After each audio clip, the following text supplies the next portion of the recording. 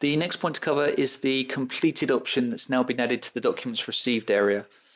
So then documents received, obviously it's an access to your inbox. It's a view of all emails that you have within your inbox from the date specified that have attachments to it, with a view to it being a method where you can select that email and parse the attachment or attach it to an existing record in the system.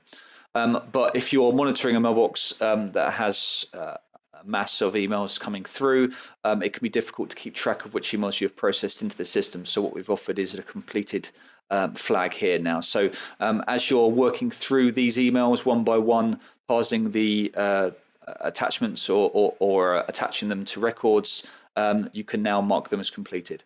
And essentially what that will mean is from a whenever you're loading the document received area, they'll just be exempt then from the list. They'll just won't appear. If you want to see completed options, then you can tick that option and the complete options will appear, but otherwise you can untick and show completed will be unticked by default, and then those emails will just disappear as you're working through them.